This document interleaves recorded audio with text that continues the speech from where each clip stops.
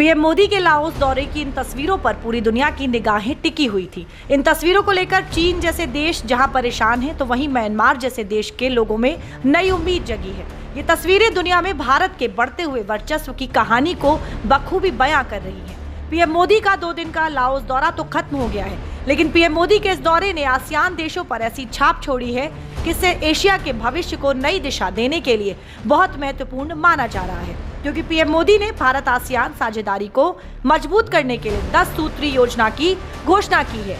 पहले आप इन 10 योजनाओं को समझ लीजिए, फिर आगे की कहानी भी बताते हैं। पहला, 2025 को आसियान भारत पर्यटन वर्ष के रूप में मनाना, जिसके लिए भारत $5 बिलियन देगा। दूसरा, युवा शिखर सम्मेलन स्टार्टअप महोत्सव, ASEAN Bharat think tank network और दिल्ली वार्ता सहित कई गतिविधियों के जरिए एक्ट ईस्ट नीति के 1 दशक का जश्न मनाएं। तीसरा, आसियान भारत विज्ञान और प्रौद्योगिकी विकास निधि के तहत आसियान भारत महिला वैज्ञानिक सम्मेलन आयोजित करना।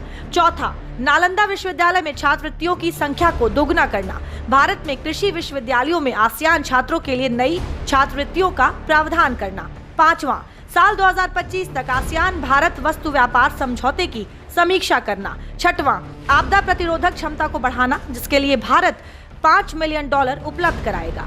सातवां, स्वास्थ्य प्रतिरोधक क्षमता के निर्माण की दिशा में एक स्वास्थ्य मंत्रियों के ट्रैक की शुरुआत करना।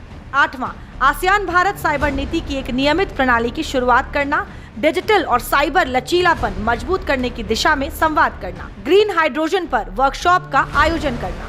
10वां, जलवायु सुधार की दिशा में माँ के लिए पेड़ लगाओ अभियान में शामिल होने के लिए आसियान नेताओं को न्योता देना। A 10-point special plan to strengthen connectivity and resilience with ASEAN.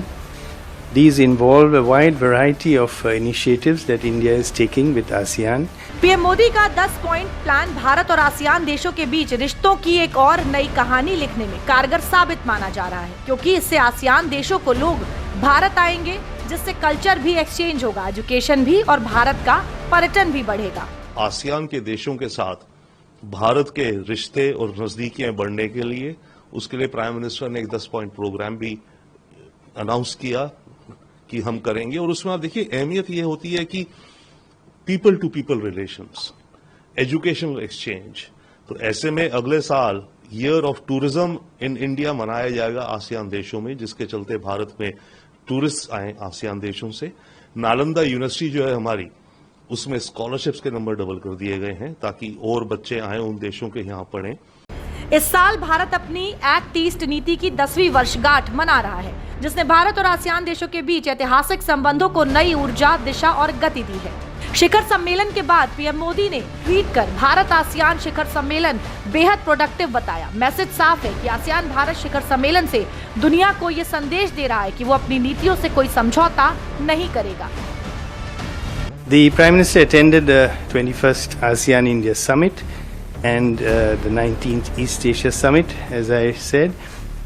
These are especially significant this year because we mark the 10th year of Prime Minister's Act East policy this year. As he commented during his interactions, this is the 11th time that he is attending these events and shows India's great focus as well as our commitment to both ASEAN and the East Asia process. ASEAN summit Bharat ने इशारों में चीन को भी चेतावनी दी है। भारत ने ASEAN summit में हिंद प्रशांत क्षेत्र और दक्षिण चीन सागर में शांति और स्थिरता पर जोर दिया है, क्योंकि इस क्षेत्र में पिछले कुछ समय से चीन का हस्तक्षेप ज्यादा बढ़ गया है, जो आसियान देशों के लिए चुनौती बन गया है। चीन को काउंटर करने के लिए ही भारत एक्ट ईस्ट पॉलिसी पर अपना फोकस करता है। लिहाजा पीएम मोदी ने इस मौके पर आसियान के मंच से हिंद प्रशांत क्षेत्र की सुरक्षा और शांति पर भी काफी जोर दिया है। दक्षिण चीन सागर की शांति, सुरक्षा और स्थिरता पूरे इंडो पैसिफिक क्षेत्र के हित में है। एक खुला, समृद्ध और नियम आधारित इंडो पैसिफिक पूरे क्षेत्र की शांति के लिए जरूरी है। भारत ने हमेशा आसियान की एकता और केंद्रीयता का समर्थन किया है। आसियान भारत के इंडो पैसिफिक विजन और क्वाड सहयोग के केंद्र में भी है। इससे पहले गुरुवार को हमने आपको पीएम मोदी के लाओस दौरे पर एक रिपोर्ट दिखाई थी, जिसमें हमने आपको म्यांमार में चल रहे गृह युद्ध को लेकर ये दिखाया था कि पीएम मोदी का लाओस दौरा कैसे म्यांमार के लिए दूत बन सकता है, और हुआ भी यही। करीब 5.5 करोड़ की आबादी वाले म्यांमार में जारी अराजकता को लेकर आसियान देशों के बीच बैठक में बातचीत हुई है, जिसमें पीएम मोदी ने म्यांमार में लोकतंत्र बहाल करने की अपील की है। भारत ने पिछले कुछ सालों में अपनी विदेशी कूटनीति के दम पर दुनिया में जो पहचान बनाई है, अब दुनिया उसको स्वीकार भी कर रही है और उस पर अमल भी। तभी तो जो म्यांमार पिछले 3 साल से विद्रोह की आग में झुलस रहा है, उसको लेकर महज 2 दिन में कई देश भारत के कहने पर समर्थन में उतर आए हैं। यही नहीं, भारत ने आसियान में ये बात भी दोहराई कि ये युग युद्ध का नहीं है। देखिए, प्राइम मिनिस्टर मोदी की अगर आप स्पीचेस देखें रिसेंटली, जहां पर भी वर्ल्ड फोरम्स पे जा रहे हैं, बहुत ही मेजर्ड और एक अलग लेवल की स्पीचेस जा रही हैं। अब एक हर जगह including in ASEAN prime minister ये बात करते हैं कि ये युग युद्ध का नहीं है, ये युग है जियो और जीने दो का। 1 सेकेंड, हर जगह हम बात कर रहे हैं आतंक को लेके, पहले भी करते थे, अब भी हम क्लियर कट कह रहे हैं कि आतंक का कोई रोल स्पेस नहीं होना चाहिए दुनिया में। आसियान में भी ये कहा उन्होंने। फिलहाल पीएम मोदी का लाओस दौरा खत्म हो चुका है और वो भारत वापस लौट आए हैं, लेकिन पीएम मोदी के इस दौरे ने चीन के लिए चेतावनी जरूर जारी कर दी है। वैसे भारत हमेशा शांति समझौते को ही समर्थन देता आया है, लिहाजा चीन को भी भारत ने इशारों में शांति की सलाह दे दी है।